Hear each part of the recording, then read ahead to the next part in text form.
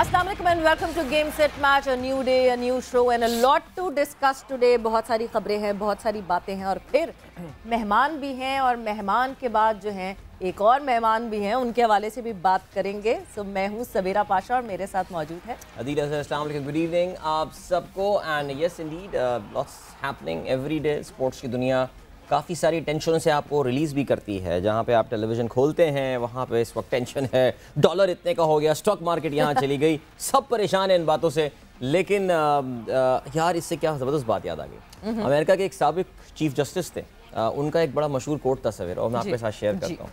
He said, when I wake up in the morning, I turn to the sports page first because it talks about human achievement. Rest has nothing but human failures. Beautiful. ये मैंने एक बार अपनी university में तकरीर की थी मैंने, और वहाँ मैंने स्टार्ट इससे किया, एंड इससे किया, तो क्या तालियां बजी थी, जबरदस्त। चलें जी, तो here we are, game Set match, और हमेशा की तरह अपने प्रोग्राम का आगाज करते हैं हम व्हाट्सएप इन स्पोर्ट्स से, और सवेरा से जानते हैं कि इस वक्त खेलों की दुनिया में क्या क्या अहम खबरें हैं। बिल्कुल जी, इस वक्त क्या चल रहा है, क्या हो रहा है। अगर हम क्रिकेट की बात करते हैं तो न्यूजीलैंड क्रिकेट बोर्ड ने पाकिस्तान को T20 वर्ल्ड कप से पहले ट्राई नेशन सीरीज खेलने की दावत दे दी है। पीसीबी ने इस दावत पर गौर करना शुरू कर दिया और जल्द ही हतमी फैसले से आगाह करेंगे। ये ट्राई नेशन जो सीरीज है, इसमें जो होम बोर्ड है न्यूजीलैंड, साथ ही साथ पाकिस्तान और बांग्लादेश की टीम शरीक हुई। इंग्लिश क्रिकेट के हवाले से बात करते हैं तो इंग्लिश क्रिकेट में इस वक्त आपको पता है ना कि बहुत सारी तब्दीलियां हो रही हैं। कप्तान भी नए आ गए हैं, टेस्ट में उनके नए कोच का भी ऐलान हो गया है, और अब England and Wales cricket board ने अपने नए बॉलिंग कोच का जो है वो ऐलान किया। इनफैक्ट उनको वाइट बॉल टीम का नया कोच का भी ऐलान कर दिया है। Matthew Mott is going to be the new white ball coach for England cricket team. Brendon McCullum जो है वो टेस्ट की कोचिंग करेंगे, मैथ्यू मैट जो हैं वो वाइट बॉल के कोच होंगे। 4 साल का मुआहदा इनके साथ किया गया है। So the English cricket board is giving long term contract, because इतना ही मुआहदा तकरीबन जो है वो दिया गया था। ब्रेंडन मैकलम को भी न्यूजीलैंड के खिलाफ पहली सीरीज आने वाली है। याद रहे कि मैथ्यू जो है वो काफ़ी अरसे से ऑस्ट्रेलिया की बहुत ही सक्सेसफुल विमेन क्रिकेट टीम के हेड कोच रहे हैं। मोहम्मद हसनैन की बात करें तो मोहम्मद हसनैन के बॉलिंग एक्शन में बेहतरी आई है। हाथ का खम जो है वो 15 डिग्री से कम हो गया है। एक टेस्ट पास कर लिया, दूसरे बायोमैकेनिक टेस्ट की रिपोर्ट अभी तक आने बाकी है, यानी उसका इंतज़ार बाकी है। पीसीबी ने मोहम्मद हसनैन के नए एक्शन के साथ बॉलिंग करने की वीडियो जारी कर दी। और पाकिस्तान की विमेन क्रिकेट के हवाले से अगर बात करें तो पाकिस्तान की जो विमेन क्रिकेट है will be hosting Sri Lanka in the coming days. Sri Lankan team का तो ऐलान गुज़श्ता हफ्ते हो चुका था, लेकिन पाकिस्तान के कैंप लगने के बाद, जो कराची में इनका कैंप लगा था, उसके बाद टीम का ऐलान कर दिया गया है। 15 रुकनी वनडे और T20 टीम का ऐलान किया गया है। बिस्मा मारूफ कप्तान होंगी, ये अनाउंसमेंट पहले हो गई थी। इस पूरे सीजन में बिस्मा को कप्तान रखा गया है। विकेट कीपर बैटर गुल फिरोज़ा और लेग स्पिनर तूबा हसन को कौमी ख़वातीन T20 इंटरनेशनल स्क्वाड का जो है हिस्सा बनाया गया है। याद रहे कि ये T20 सीरीज़ अगले हफ्ते यानी 24 मई से इसका आगाज़ हो रहा है। और जाते जाते इंग्लिश प्रीमियर लीग का भी जिक्र करते चलें। We are into the last few days of English Premier League, और कल बहुत ज़बरदस्त कामयाबी हासिल की लिवरपूल ने, और उन्होंने साउथहैम्पटन को 1 के मुकाबले में 2 गोलों से शिकस्त दी। इवन दो पहले कंसीड किया लिवरपूल ने, लेकिन उसके बाद उन्होंने 2 गोल स्कोर किए साउथहैम्पटन पे। इसका मतलब ये कि उनके और मैनचेस्टर सिटी के दरमियान जो है वो सिर्फ 1 पॉइंट का फ़र्क है। And it all goes down to the last day of the Premier League this Sunday. And आज की ताज़ा तरीन खबरें आपने व्हाट्सएप में सुनी, बट अब वक्त आ गया है हमारे मेहमान को इंट्रोड्यूस करवाने का।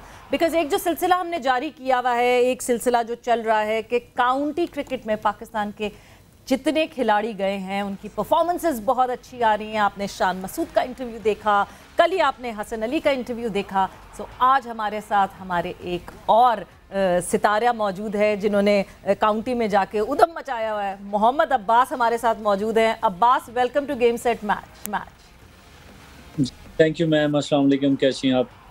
वालेकुम अस्सलाम, बिल्कुल खैरियत से अब्बास। और मैं बिल्कुल वक्त ज़ाया नहीं करूँगी आपसे ये पूछने से पहले कि अब्बास, जिस तरह की परफॉर्मेंस काउंटी क्रिकेट में इस वक्त आपकी जारी है, क्या वजह है? फिटनेस बहुत बेहतर हो गई है, या जब मैं इंग्लिश कंडीशंस की बात करती हूँ आपको बहुत सूट करती है इंग्लिश कंडीशंस? हाँ, देखिए फिटनेस पहले भी अल्हम्दुलिल्लाह ठीक है, अभी भी ठीक है। तो यही है, मेहनत करता हूँ, जैसी भी कंडीशंस मिलती हैं उसमें अपना 100% कोशिश करता हूँ।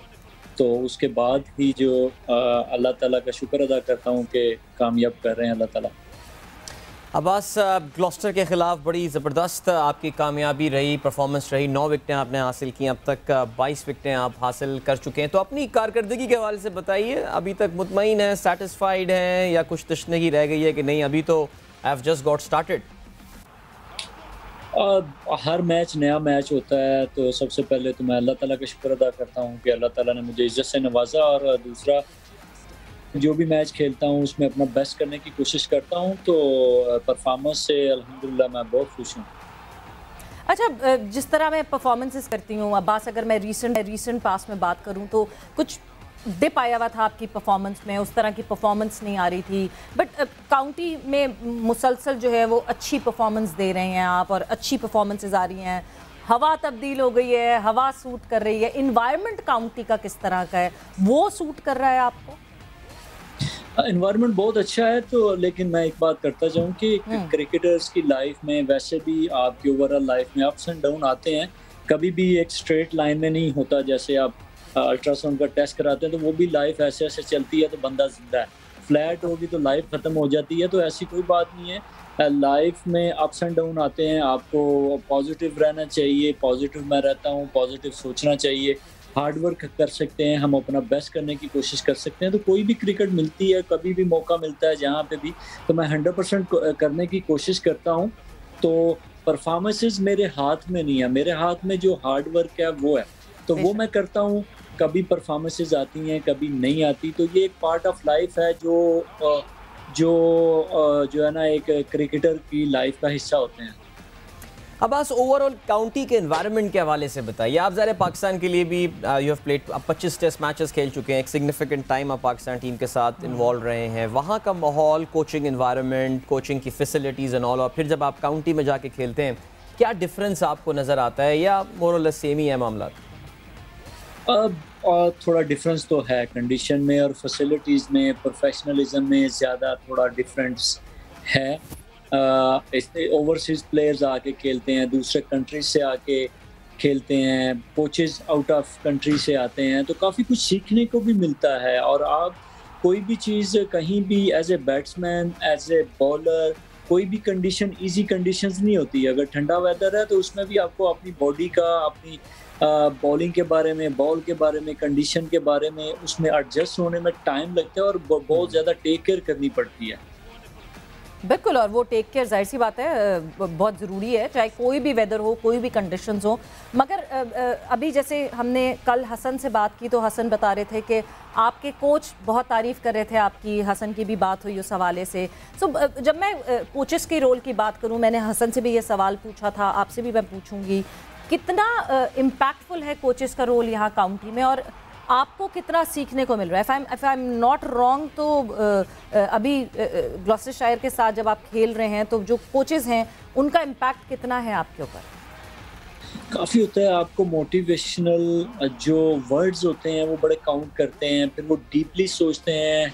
तो सेम हम पाकिस्तान की डोमेस्टिक क्रिकेट में भी यही चल रहा है। तो कोचेस के बारे में ये है कि ये लोग, ये जो हमारा कोच है अब साउथ अफ्रीकन है, कि ये डिफरेंट कंट्रीज़ में जाके कोचिंग करते हैं, डिफरेंट टीम्स के साथ कोचिंग करते हैं, तो उनके साथ ड्रेसिंग रूम शेयर करने का फ़ायदा होता है। जैसे हमारे ओवरसीज़ प्लेयर, मेरे साथ काइल एबर्ट है, तो उसके पास एक इंटरनेशनल एक्सपीरियंस भी है, तो उससे बात करता रहता हूँ, उससे काफ़ी फ़ायदा मिलता है। तो हम आपस में बात करते रहते हैं, और जो कि वो डिफरेंट कंडीशंस में, डिफरेंट कंट्रीज़ में जाके खेलते हैं, फिर इधर आके खेलते हैं, तो आपस में हम जब बातें शेयर करते हैं तो काफ़ी एक दूसरे से फ़ायदा मिलता है। अब्बास, पाकिस्तान के हवाले से, आपकी परफॉर्मेंसेस के, पाकिस्तान के करियर के हवाले से बात करते हैं। आपका करियर का बड़ा ज़बरदस्त आगाज़ हुआ, स्पेशली जब इंग्लैंड गया पाकिस्तान, और बड़ी कमाल आपने कारकर्दगी वहाँ पे दिखाई। लेकिन उसके बाद अनफॉर्चुनेटली यूएई में परफॉर्मेंस भी आपकी बड़ी अच्छी रही, लेकिन फिर साउथ अफ्रीका और न्यूजीलैंड के दौरे आए, और ये ऐसे मकामात थे या ऐसी लोकेशन थी जिनके बारे में जनरली ये कहा जाता है कि वहाँ की कंडीशंस अब्बास की टाइप की बॉलिंग को, जिस तरह की आप बॉलिंग करते हो, उनको सपोर्ट करती हैं। अनफॉर्चुनेटली वेस्ट इंडीज़ से खेलने के बाद आपको फिर पाकिस्तान की टेस्ट टीम का हिस्सा नहीं बनाया गया। सो अपनी पहले परफॉर्मेंसेस के बावजूद एक बैड पैच आया और फिर टीम से ड्रॉप हो गया, कितना दिल बर्दाश्त हुए थे, कितनी डिसअपॉइंटमेंट हुई थी अब्बास इसके बाद, और अपने आप को क्या बोल रहे थे आप ड्रॉप होने के बाद? देखिए, जितना भी मैं खेला हूँ, पहले जो 10 मैचेस थे, अल्लाह का शुक्र अदा करता हूँ, अल्लाह ताला ने मुझे बहुत इज्जत दी और मैंने हार्ड वर्क किया। साउथ अफ्रीका की बात करूँ तो साउथ अफ्रीका में मैंने थोड़ी अपने आप से ज़्यादती की, लेकिन मैं पॉजिटिव हूँ क्योंकि पाकिस्तान का नाम मेरे सामने था। क्योंकि जब मैं दुबई में न्यूजीलैंड के अगेंस्ट खेला तो मैं इंजर्ड हो गया था, तो आई वाज़न्ट फुली फिट, तो मैं पूरा फिट नहीं था। साउथ अफ्रीका में मैंने मैनेजमेंट को बताया तो उन्होंने मुझे बोला कि जो है ना, आप खेलोगे इंशाल्लाह, कोई नहीं, हमारी फिजियो से बात हुई है सारा कुछ। तो उधर मैं थोड़ा वरी हूँ। उसके बाद यही है कि क्रिकेटर की लाइफ में उसकी परफॉर्मेंसेस में ऊपर नीचे चीज़ें होती हैं, तो जब आप परफॉर्म नहीं कर रहे होते तो आप थोड़ा सा अच्छा फील नहीं करते। और उसके बाद एक और बात बताता चलूँ कि देखें कि उसके बाद हमारे हसन अली की बात करें, वो इंजर्ड हो गए, मोहम्मद अहमद रेड बॉल छोड़ गए, वहाब भाई साइड पे हो गए। तो एज ए जो हमारा एक यूनिट चल रहा था, जो 2-3 साल हमने बहुत अच्छा परफॉर्म किया, वो डिस्टर्ब हुआ।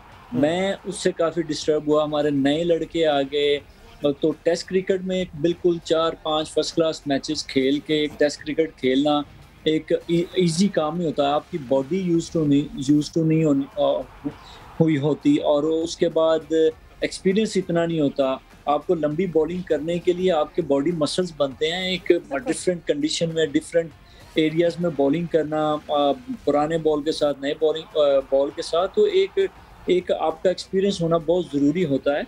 तो मैं समझता हूँ कि उधर मैं ज़रूर डिस्टर्ब हुआ था। बिल्कुल। बट अब्बास, जब मैं बात करती हूँ, आपको लगता है कि रोटेशन पॉलिसी अब बेहतर होनी चाहिए? बिकॉज हमारे पास नंबर ऑफ़ फास्ट बॉलर्स काफ़ी ज़्यादा हैं, आप उनको रोटेट कर सकते हैं, सीरीज़ वाइज डिसाइड कर सकते हैं किसको कौन सा मैच खिलाना है, किसको कुछ नहीं खिलाना है। और बिकॉज अब आपकी जिस तरह की परफॉर्मेंस अभी हमने काउंटी में देखी है, do you expect a comeback in the recent times in Pakistan team? So I am always ready. So मैं पॉजिटिव सोचता हूँ। बाकी मैनेजमेंट का काम है, जो भी वो करेंगे तो ये उनका काम है। तो मैं हर वक्त रेडी हूँ पाकिस्तान के लिए सर्व करने के लिए। जैसे मैंने पहले 100% दिया, अभी मैं 100% देने के लिए रेडी हूँ। तो दैट्स इट। या मुख्तलिफ कोचेस के अंडर काम किया अब्बास साहब ने, मिकी आर्थर थे, मिसबाहुल हक रहे। ज़ाहिर है अब एक डिफरेंट रजीम है जो पाकिस्तान इस वक्त कोचिंग का जहाँ तक ताल्लुक है। सो कैसा पाया आपने, क्या डिफरेंस था अप्रोच में इन कोचेस की? मैं ये बात करूँगा कि मिकी आर्थर का थोड़ा एक्सपीरियंस ज़्यादा था कोचिंग का मिसबा भाई से, लेकिन मैं मिसबा भाई के साथ उनकी कैप्टनसी में भी खेला हूँ। लास्ट सीरीज़ जो हम वेस्ट इंडीज़ में जीते थे, उसके बाद डोमेस्टिक भी खेला हूँ उनकी कैप्टनसी में। तो ये थोड़ा सा डिफरेंस था। बाकी जैसा कि मैंने बोला है कि जो भी कोच आएगा, जो भी उनके साथ हमारी डिस्कस होती है, मीटिंग्स होती हैं, तो मेरा काम है 100% देना, वो मैं इंशाल्लाह करता रहूँगा। अच्छा बस मुझे एक चीज़ नहीं समझ आती, अब मुझे मौका मिला आपसे बात करने का तो मैं ज़रूर पूछना चाहूँगी। जब हम ऑस्ट्रेलिया की बात करते हैं, ऑस्ट्रेलियन कंडीशंस में पाकिस्तानी बॉलर्स जब जाके खेलते हैं, शायद पहले से इतना प्रेशर, इतनी हाइप क्रिएट की हुई होती है, ऑस्ट्रेलिया में खेलना है। हमारे बॉलर्स की परफॉर्मेंस उस तरह नहीं होती जिस तरह वो ऑल अराउंड द वर्ल्ड करते हैं। ऑस्ट्रेलिया में जाके एक अजीब सा लगता है, शेल में आ जाते हैं हमारे बॉलर्स। ऐसा क्यों होता है? देखिए, जो मेरी माइंड है, आई थिंक कि वो जब इधर आते हैं वो भी डिस्टर्ब होते हैं। जब हम किसी और कंडीशन में जाते हैं तो हम भी थोड़ा डिस्टर्ब होते हैं, उसके लिए थोड़ा टाइम लगता है। नहीं, बट पर्टिकुलरली ऑस्ट्रेलिया में ज़्यादा इम्पैक्ट पड़ता है। ऐसा लगता है कि हम चले गए किसी शेल में, फिर निकल ही नहीं पाते बाहर। मैं एक पहली दफ़े गया हूँ और उसमें मैं पहला मैच खेला नहीं था, मैं सेकंड मैच खेला था। और हमारी अनफॉर्चुनेटली हमें 2 मैचेस, ज़्यादातर जो है ना 2 मैचेस मिलते हैं मैक्सिमम। जब से मैं खेल रहा हूँ 4-5 साल से, तो मेरा हाल 2-3 सीरीज़ हुई हैं जो 3 मैचेस की होती हैं। तो एक थोड़ा टाइम होता है, 2 मैचेस, और उसमें से एक मैच ऊपर नीचे हो जाए तो आपको सेटल होने का टाइम बहुत कम मिलता है। तो मेरे ख्याल से थोड़े टेस्ट मैचेस ज़्यादा होने चाहिए, थोड़ा ज़्यादा जब हम टाइम उधर स्पेंड करेंगे तो हम बेहतर परफॉर्म कर सकेंगे।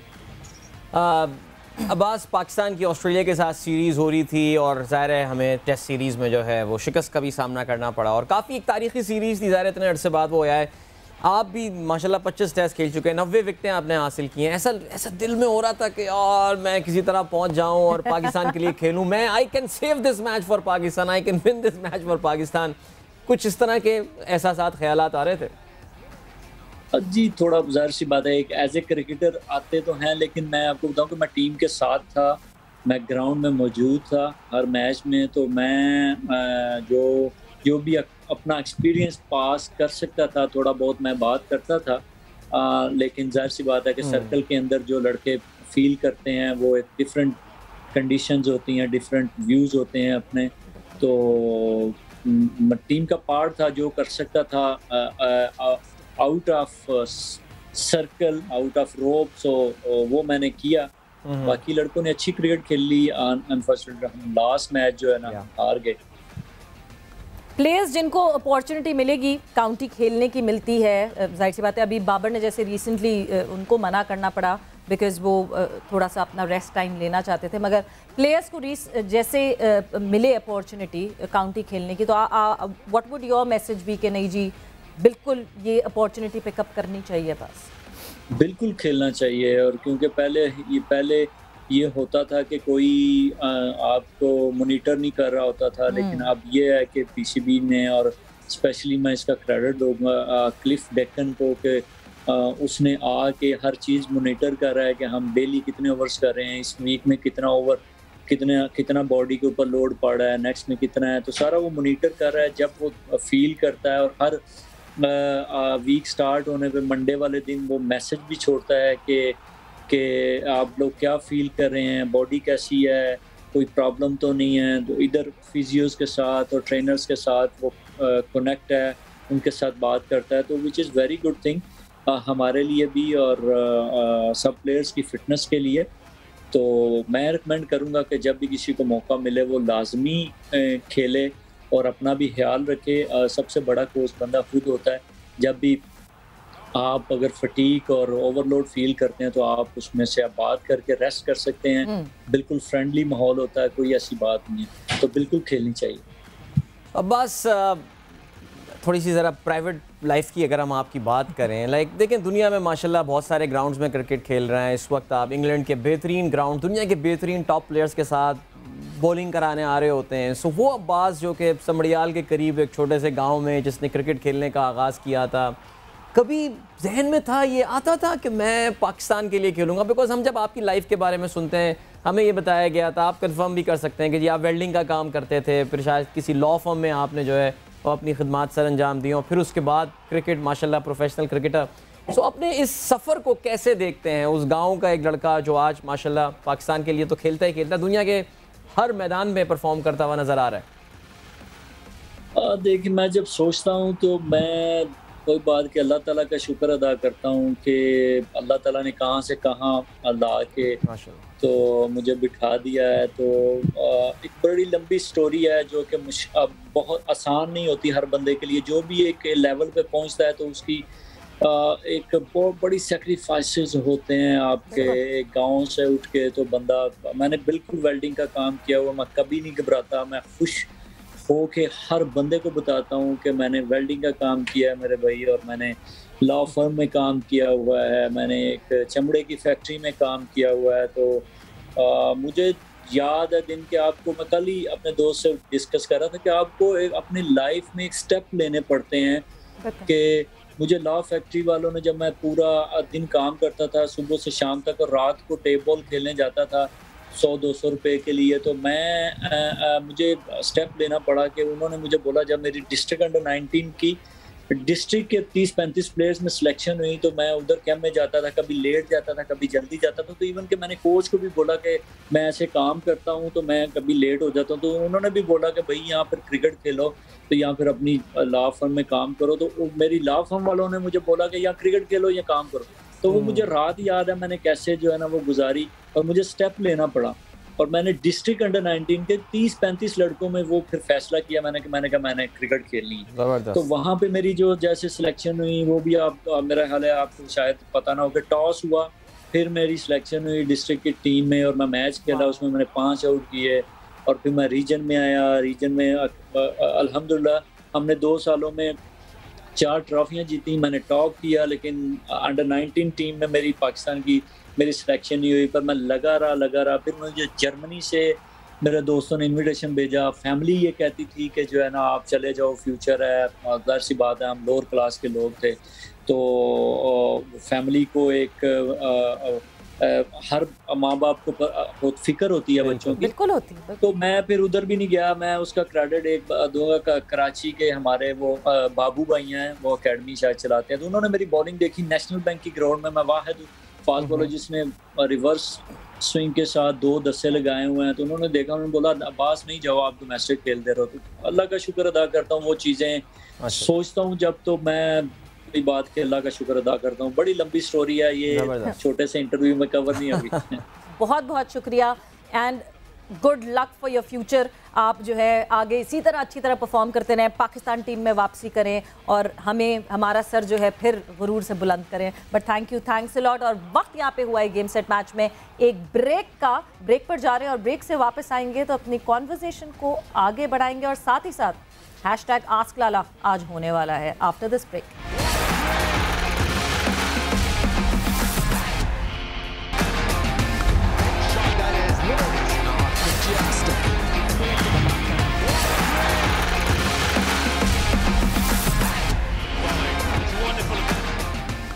And welcome back to Game Set Match. I hope आपने जो है ये इंटरव्यू इन्जॉय किया होगा। बात से बहुत अच्छी हमारी एक बहुत मज़ेदार डिस्कशन हुई है और ये सिलसिला हम चलाते रहेंगे कि जो प्लेयर्स हमारे काउंटी में अच्छा परफॉर्म कर रहे हैं हम उनसे बात कर सकें, आपसे उनको मिलवा सकें और वो डिस्कशन वो आप हमारी सुन सकें। बट अदील, ऑनेस्टली स्पीकिंग, बीच में जो जिस तरह आपने जब वो सवाल पूछा and the struggle that Abbas has gone through, I think he should be a very very proud man के इस पूरे इस क्रंच से निकल के the place that he is standing right now. ये सवाल ज़ाहिर है पूछने का जो मकसद था वो यही था और I mean I am thankful to this platform कि मेरे पास ये अपॉर्चुनिटी आई, बिकॉज जब मैंने इनकी पहली बार स्टोरी ये पढ़ी थी एक वेबसाइट पे, आई वाज रियली इम्प्रेस्ड कि किस तरह कोई खिलाड़ी इतने हम्बल बैकग्राउंड से निकल कर, बिकॉज देखिए हम लोग जो है ना स्पेशली शहरी इलाकों में रहने वाले लोग, हम लोग बड़े प्रिविलेज किस्म के बैकग्राउंड से आते हैं और हमें उस स्ट्रगल का अंदाज़ा नहीं है जो कि ये खिलाड़ी इससे गुजर रहे होते हैं। I mean just imagine someone welding there young age में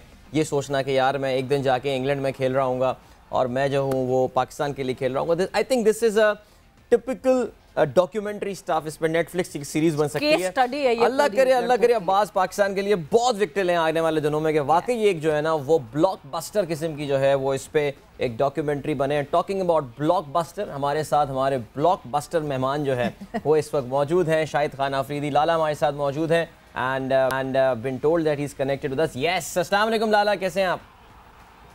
आप दोनों को जी खैरियत से हैं, ठीक ठाक हैं? अल्हम्दुलिल्लाह, अल्लाह का शुक्र, बिल्कुल खैरियत से। आई होप लाला आप भी खैरियत से होंगे। और मैं सारे व्यूवर्स को बताती चलूँ, हैशटैग आस्क लाला, अगर अभी तक भी आपने जो है वो नहीं मैसेज किया हुआ, अभी तक जो है आपने नहीं मैसेज किया, अभी भी आपके पास मौका है कि आप मैसेज कर सकते हैं। बट लाला, अगर मैं आपसे सीधे फ़ौरन शुरू करूँ, सवालात की भरमार करूँ, तो कंडीशनिंग कैंप का जो है वो ऐलान हो गया और ऐलान क्या हुआ, शुरू हो गया। कंडीशनिंग कैंप का पहला फेज शुरू हो चुका है जिसमें 27 प्लेयर्स को बुलाया है और जो अगला कंडीशनिंग कैंप लगेगा उसमें 33 प्लेयर्स को बुलाया। अब जब मैं ये 60 प्लेयर्स की ऑल टुगेदर बात करती हूँ, तो इसमें 2-3 ऐसे प्रोमिनेंट नाम हैं जो आपको दिख ही नहीं रहे, ऐसा लग रहा है जैसे उन प्लेयर्स को बस अब डिस्कार्ड कर दिया है। हारिस सुहेल, असद शफीक, अहमद शहजाद, उमर अकमल, क्या कहेंगे लाला? अच्छा, इनका 60 प्लेयरों में भी नाम नहीं है इन लोगों का? नहीं। वाह वाह, मेरे लिए तो बड़ा सरप्राइजिंग है कि 60 लड़कों के कैंप में भी इनका नाम नहीं है। देखें जी, ये फिर चीज़ें इसी तरह ही ख़राब होती हैं जब कहते हैं, जो हमेशा सवेरा मेरी और आपकी अदील की हम सबकी बात होती है कि communication gap between PCB and players ना, तो ये वो सारी चीज़ें हैं कि बंदा फिर आके टीवी पे बैठ के फिर बोर्ड की बातें कर रहा होता है, सिलेक्शन की बातें कर रहा होता है, तो ये बोर्ड खुद मौका देता है प्लेयर्स को, जो कि नहीं होना। मेरे ख्याल में अहमद शहजाद, उमर अकमल, असद शफीक हारिस, ये वो प्लेयर्स हैं जिनकी क्रिकेट बाकी है। ये कोई 40-45 साल के बाबे नहीं हो गए, इनके भी क्रिकेट बाकी है, खेल रहे हैं क्रिकेट, ये नजर भी आ रहे हैं खेलते हुए। तो इस तरह की ज्यादती नहीं करनी चाहिए पीसीबी को। मैं समझता हूँ कि पीसीबी को हमेशा कोशिश होती है कि ये हमारा इदारा, मैं यहाँ से खेला हुआ हूँ, काफ़ी अर्सा मेरा इनके साथ ताल्लुक रहा है, मेरी हमेशा कोशिश रही कि मैं पीसीबी को सपोर्ट करता रहूं, लेकिन इस तरह की डिसीजन में तो मैं बिल्कुल सपोर्ट नहीं करूंगा, बिल्कुल भी नहीं करूंगा। बिल्कुल मेरे ख्याल में ये इन प्लेयरों के साथ ज्यादती वाली बात है। ये ऐसा नहीं होना चाहिए, इनको कैंप्स में होना चाहिए। हाँ, आप सिलेक्ट करें 15-20 में करें या ना करें, वो आपकी मर्जी है, लेकिन एटलीस्ट उनको इस तरह इग्नोर ना करें कि 60 प्लेयरों के अंदर इन लड़कों के नाम नहीं है। मैं समझता हूँ कि ये पीसीबी ज्यादती कर गया। स्पेशली आई थिंक अगर लाला असद शफीक की मैं बात करूं स्पेसिफिकली, देखिए हारिस का जहां तक ताल्लुक है तो हारिस का तो हमें काफ़ी बातें सुनने में आई थी, बल्कि इस पे एक डिस्कशन भी होना चाहिए, बल्कि हम कोशिश करेंगे हारिस से बात भी करें इस पे कि जी उसको साइकोलॉजिकल इश्यूज होते हैं, फेस करता है, वो डर जाता है, उसको होटल में भूत नजर आ रहे हैं, वल्लाह आलम क्या हो रहा है। लेकिन असद शफीक की अगर हम बात करें, वो तो बिल्कुल जैसा करता है कि उसको ड्रॉप करने के बाद हमने इग्नोर कर दिया, वो कहीं दूर दूर तक पाकिस्तान क्रिकेट बोर्ड के अब तो रडार पे भी नजर नहीं आ रहा है। सॉरी अदील, मैं आपकी बात काटूंगी। हारिस को ये नहीं पता इन्फॉर्मेशन, हारिस को ये पता है कि क्योंकि फैसल इकबाल से उनका फड्डा हुआ था एक बहुत बड़ा, शायद इस वजह से उनको कंसिडर नहीं किया जा रहा। तो ये क्लैरिटी भी तो प्लेयर्स के लिए बहुत जरूरी है यार। उसको बूथ नजर आ रहे हैं या उसकी लड़ाई हुई है, मेरे ख्याल में ये कौन से इश्यूज हैं? ये तो कोई इश्यूज ही नहीं है। पीसीबी का रोल क्या है, हमेशा कहता रहा हूँ, मुझे अच्छा भी नहीं लगता बार बार रिपीट करना। प्लेयर्स को बुलाए तो सही, पूछे तो सही कि भाई आपके साथ क्या इशू आ रहा है, हम क्या हेल्प कर सकते हैं। आपने पाकिस्तान के लिए खेला है, चाहे थोड़ा खेला चाहे बहुत खेला हो, लेकिन हम आपकी हेल्प करना चाहते हैं। मुझे नहीं पता कि हारिस विल के साथ कितनी दफा पीसीबी ने बात की होगी, या असद शफीक के साथ कितनी पीसीबी ने, या अहमद या उमर, इनके साथ कितनी पीसीबी ने कितनी दफा बुला के बात की होगी। जो हमेशा मैं कहता हूँ कि पीसीबी का रोल हमेशा बाप की तरह होता है। तो ये बच्चे हैं, हमारे फ्यूचर है, खेले में पाकिस्तान के स्टार्स हैं। ऐसा नहीं है कि इन्होंने कुछ भी नहीं किया, इन्होंने बड़ी अच्छी परफॉर्मेंसेस दी हैं, ठीक है ना। अगर आप इनको 60 लड़कों में भी अगर इनका नाम नहीं है, तो फिर आप एक काम करें, आप ऐसा करें कि जितनी डोमेस्टिक क्रिकेट होती है पीसीबी की जो कराते हैं, उनमें भी इन प्लेयरों के फिर नाम नहीं होने चाहिए। ये ज्यादती करेंगे पीसीबी वाले, उनमें भी फिर नाम ना डालो अगर 60 लड़कों में नहीं डाले इनके नाम। बिल्कुल। और लाला, असद शफीक को इस कंडीशनिंग कैंप में ना बुलाने की वजह ये दी गई कि उनकी परफॉर्मेंसेस नहीं है। बट अभी मैं रीसेंट पाकिस्तान कप उठाती हूँ तो Asad Shafiq has perform brilliantly well. तो या तो आप ये डिसाइड कर लें कि आपका क्या सिलेक्शन क्राइटेरिया है, ये डोमेस्टिक करवानी है, करवा रहे हैं तो इसके एटलीस्ट परफॉर्मर्स को, अगर तो देखें परफॉर्म नहीं किया होता तो शायद हम भी ना बात करते, बट अगर उस लड़के ने अभी रिसेंटली पाकिस्तान कप में परफॉर्म किया, we are talking about ODIs, जब पाकिस्तान वेस्ट इंडीज की बात कर रहे हैं तो फिर कैसे आप इग्नोर कर सकते हैं? सवेरा बात वही है ना कि देखें, अब फवाद आलम की मिसाल आपके सामने, मेरे ख्याल में 6, 7 साल, 8 साल, पता नहीं कितना उस लड़के ने परफॉर्म करता रहा, लेकिन उसकी जगह बन नहीं रही थी। क्यों कि सिलेक्शन कमेटी को मेरे ख्याल में उसके स्टांस पसंद नहीं आ रहा था। तो या तो जो सवेरा आप कह रही हैं कि डोमेस्टिक क्रिकेट का हो क्यों रही है, इसकी परफॉर्मेंसेस लड़के दे क्यों रहे हैं, आप इसी तरह ही परफॉर्म करते हो ना। जो आप एक प्लेयर अगर आपका अच्छा परफॉर्म नहीं कर रहा, नेशनल प्लेयर, आप डोमेस्टिक में लेके जाते हो, डोमेस्टिक में परफॉर्म करता है, कॉन्फिडेंस आता है, दोबारा टीम में आ जाता है। तो अगर हम इसी तरह थोड़ी थोड़ी क्रिकेट खेले हुए लड़कों को इग्नोर कर देंगे, या तो फिर आप उनको प्लान ही बता दो कि जी आप हमारे नेक्स्ट 3, 4 साल या 5 साल के प्लान में नहीं है, तो समझ भी सकते हैं। लेकिन उनको प्लान क्लियर ही नहीं हो, बेचारे परफॉर्म कर रहे हैं। फिर उसके बाद 60 लड़कों में एक प्लेयर जो इतना खेला हुआ है, चाहे असद शफीक की आप बात कर रहे हैं कि डोमेस्टिक में भी उसने बहुत अच्छा परफॉर्म किया, उसमें अगर नाम नहीं है तो कुछ नहीं कर सकता। बल्कि मैं कहता हूँ वहाब रियाज वाली स्ट्रैटेजी ठीक रही। वहाब रियाज लाला वो ना कैंप में पहुंचे, कंडीशनिंग उनका नाम नहीं था इस कंडीशनिंग कैंप में, लेकिन वो वहाँ पहुंच गए और उन्होंने जो है ना वो कोच से परमिशन लेके उन्होंने बॉलिंग करानी शुरू कर दी। उन्होंने कहा यार तुम करो ना करो, मैं तो बॉलिंग करा रहा हूँ, कम से कम पता तो चले कि मैं अभी भी फॉर्म में हूँ।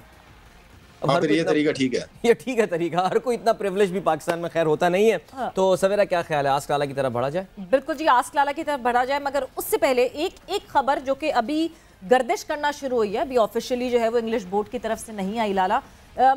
इंग्लैंड के एक बहुत बड़े अखबार डेली मेल, जो कि अक्सर पहली खबरें लीक आउट कर देती है बोर्ड से, सबसे पहले अगर खबर कोई लीक आउट होती है तो डेली मेल में होती है, उन्होंने ये रिपोर्ट किया है कि जो 7 T20s इंग्लैंड ने खेलने हैं, जो पाकिस्तान आना है वर्ल्ड T20 से पहले, उसमें फिर एक दफ़ा ऐसे ही होगा कि उनकी मेन लॉट नहीं आएगी, उनके मेन प्लेयर्स नहीं आएंगे, जो तीनों फॉर्मेट्स खेलते हैं वो प्लेयर्स नहीं आएंगे, उनको रेस्ट करवाएंगे क्योंकि साउथ अफ्रीका की सीरीज़ चल रही होगी इंग्लैंड के साथ, उसके फ़ौरन 2 दिन बाद पाकिस्तान ट्रैवल कर आना होगा इंग्लैंड की टीम ने, और फिर पाकिस्तान से ही वर्ल्ड T20 खेलने जाना होगा ऑस्ट्रेलिया। सो इस वजह से उन्होंने कहा कि हम अपने सीनियर प्लेयर्स को नहीं भेजेंगे। लाला, आपको लगता है is it high time now के PCB should put their foot down के ये मजाक हमारे साथ बंद कर दें, ये B-C टीम्स भेजना बंद कर दें? मतलब हम इतने गए गुजरे नहीं है कि हम आपकी यंग टैलेंट को जो है वो एक्सपोजर देने के लिए नहीं है। We deserve your A team, your first choice team. सवेरा भी खैर इसको जिस तरह आप कह रहे हैं कि न्यूज़पेपर की खबर है, तो मेरे ख्याल में अभी आने में ज़रा इसको कंफर्म हो जाएगा। और अगर जिस तरह आप कह रही हैं कि ये इस तरह की टीम भिजवाएंगे तो मैं तो नहीं समझता कि कोई अच्छी क्रिकेट देखने को मिलेगी। ना उसी तरह ही होंगे, लोग आएंगे नहीं। जिस तरह वेस्ट इंडीज़ की टीम आई थी एक वक्त में कि कोई प्लेयर थे नहीं ऐसे सीनियर प्लेयर्स, ऑस्ट्रेलियन बड़ी अच्छी टीम के साथ आए थे, अच्छे मैचेस हुए, लोगों ने एंजॉय किया। इंग्लैंड को भी करना चाहिए, अपनी अच्छी टीम ही भिजवाया।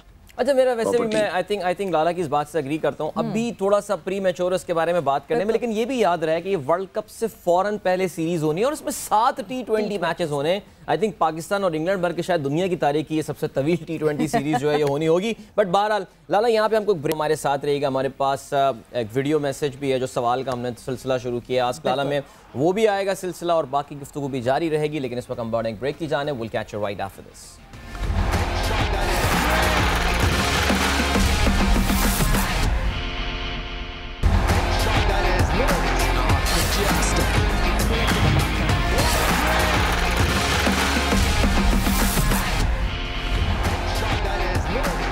And welcome back to Game Set Match. Discussion हमारी जारी है। शाहिद खान आफरीदी हमारे साथ मौजूद हैं और जहां हम हैशटैग आस्क लाला की बात कर रहे हैं तो एक स्टेप फर्दर और हमने बढ़ा लिया है। पहले तो आप लोग रिटन मैसेजेस करते थे, ट्वीट्स करते थे हैशटैग आस्क लाला, मगर अब आप वीडियोस भेज सकते हैं और वीडियोस पे सवालात पूछ सकते हैं लाला से। सो आप लोगों ने जो है वो वीडियोस भेजनी है और हमारे पास जो है वो वीडियोस मौसूल होना भी शुरू हो गई हैं। मज़े मज़े की क्यूट सी वीडियोस मौसूल हैं। बट बिफोर दैट कि हम उस वीडियो की तरफ मूव ऑन करें, देयर आर मैनी मैसेजेस जो कि आस्क लाला पे अभी ही थोड़ी देर पहले आप लोगों ने पूछे हैं। So I will just pick up one और फिर उसके बाद अदील आप लाला से जो है दूसरा सवाल पूछ सकते हैं।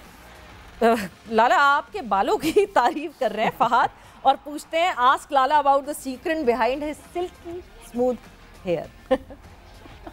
यार फहद, मैं तो कोई खास नहीं, बस जिस तरह हैं कोई खास इतना ख्याल नहीं रखता, जैसे होते हैं वैसे ही बना देता हूँ। बाकी सवेरा आपको बताइए कौन सा शैम्पू लगाते हैं ये लोग।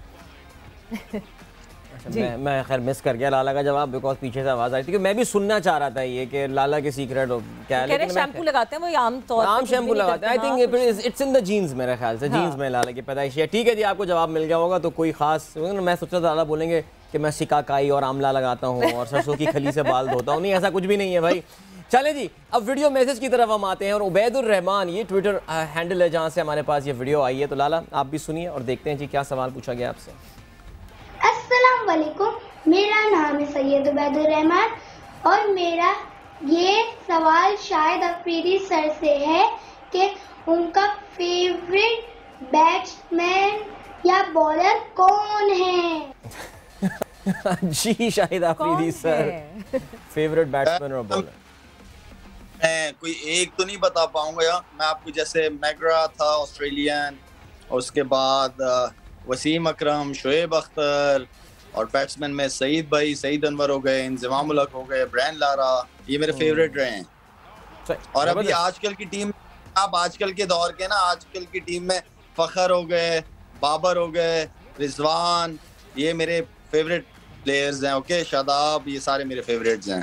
जबरदस्त। ठीक है जी लाला, अगला सवाल आपसे पूछा है आखुंदजादा अशरफ ने ये सवाल आपसे पूछा है। Lala, why did you quit PSL so earlier? You could have easily played for 3 more years. Beg your pardon? No chance. नहीं, बस आखुंदजादा इतना ही खेल सकता था यार मैं, इसलिए कि लोअर बैक की इंजरी में खेलना जो है ना वो मैं समझता हूँ कि बड़ा मुश्किल होता है। तो मेरे ख्याल में जितनी फिटनेस थी उस हिसाब से खेला है। इस साल को आखिरी साल करूंगा इंशाल्लाह। जबरदस्त। साशा जी, MS मुजाहिद का ट्वीट है लाला, वो कहते हैं कि एक ऐसा रिकॉर्ड जो आपके जहन में था लेकिन आप बना नहीं पाए।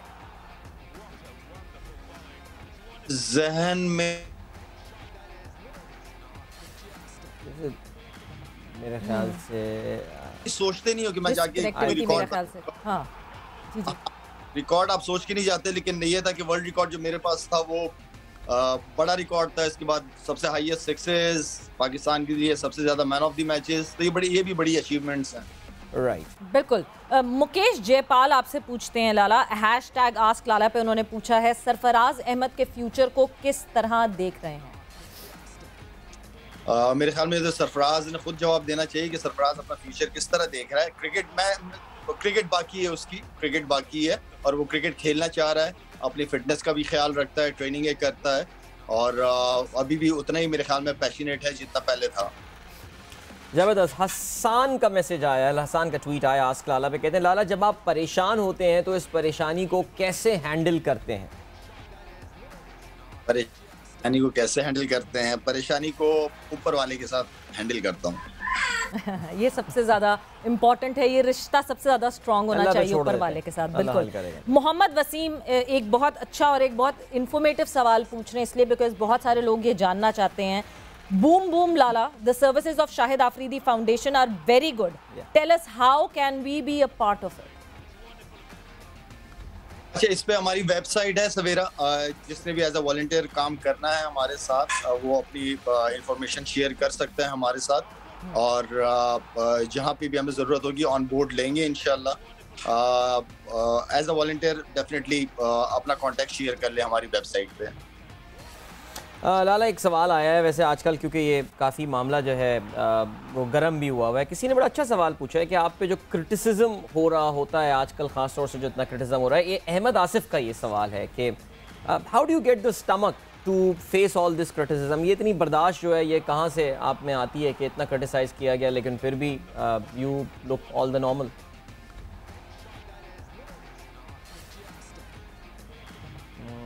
मुझे लगता है कुछ डिसकनेक्टिविटी कुछ जो है वो हो गई है, बट ये कि ये जो है ये this is a very very important question कि ऑब्वियसली आप वो कहते हैं ना, जितनी आपका जितना फेम आपके साथ आता है उतनी ही रिस्पॉन्सिबिलिटी भी आती है, उतनी भी लाइमलाइट मिलती है, उतनी ही ज़्यादा क्रिटिसिज्म भी आती है और बहुत मुश्किल हो जाता है अदील सोशल मीडिया के दौर में। तो it is very very hard, there are so many keyboard warriors जिनको शायद घर में कोई नहीं जानता होगा, जिसको कहते होंगे भूल जाते हैं, सब भूल जाते हैं जो खिदमत थी एक खिलाड़ी की, कितने मैचेस पाकिस्तान को जिताया, लेकिन क्योंकि वो मेरी पॉलिटिकल थॉट से बिलीव नहीं करता तो I have got the right to disgrace him as much as I can. So I think it's time to take your leave. Thank you so much guys for watching the program. Adeel और सवेरा को इजाज़त दीजिए, इंशाल्लाह कल आपकी खिदमत में फिर हाजिर होंगे गेम सेट मैच के साथ। तब तक goodbye, god bless and अल्लाह हाफिज़।